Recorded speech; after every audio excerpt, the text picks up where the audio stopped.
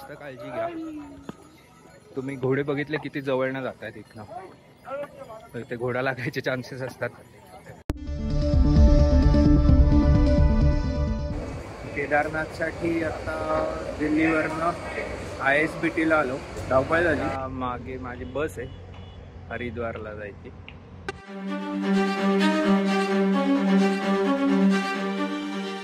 दहा तासाच्या hectic journey नंतर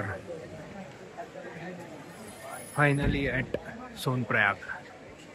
सकाळचे 6 वाजलेत आणि आता मी गौरीकुंडला चाललो आहे सोनप्रयागवरून. सोनप्रयागवरून गौरीकुंडचा डिस्टन्स 4 ते 5 किलोमीटर आहे आणि कंपल्सरी यांच्या टॅक्सीज कराव्या लागतात. ते इथनं 50 रुपये रेंट घेतात. खाली टॅक्सीसाठी गव्हर्नमेंटनी काहीच सोय केलेली नाही आहे नीट. काही शिस्त नाही आहे, काही सिस्टीम नाही आहे. तर आता मी सोनप्रयाग ते गौरीकुंड परत चालत चाललो. आजचा दिवस हेक्टिक होणार आहे थोडा, पण भोलेबाबांची साथ आहे. तो लेट्स सी किती वाजेपर्यंत वरती पोहोचतोय. हा आलाय घोडा पडाव. ज्यांना ट्रेक करायचं नाही आहे ती लोक इथनं घोडा करू शकतात.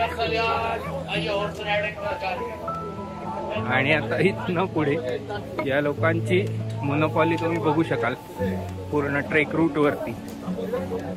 मोनोपॉली अरे रावी सगळं. ट्रेक करणाऱ्यांना इथे फार कमी किंमत दिली जाते.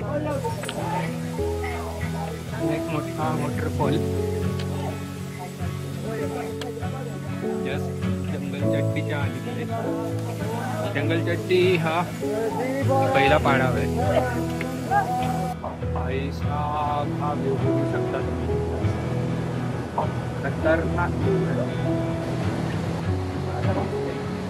इकडे जायचं. नमः शिवाय.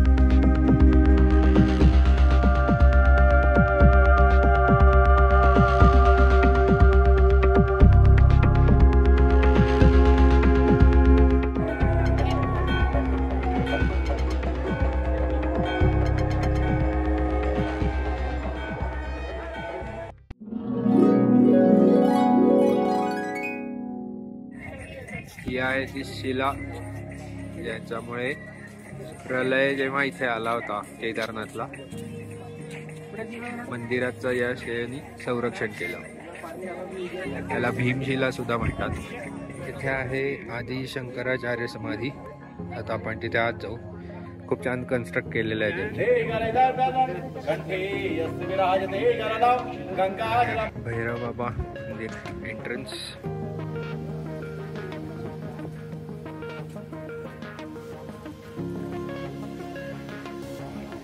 फायनली काल भैरव टेम्पल. भैरवनाथ मंदिराचा थोडासा अजून वर आलो.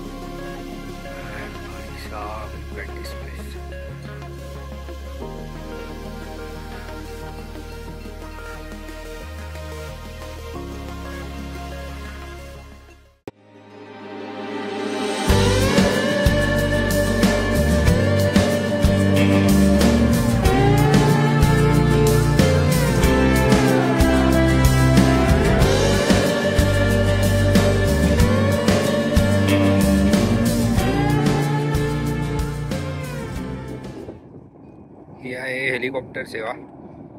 तुमच्याकडे भरपूर पैसे आणि भरपूर वेळ असेल तर तुम्ही नक्कीच याचा लाभ घेऊ शकता.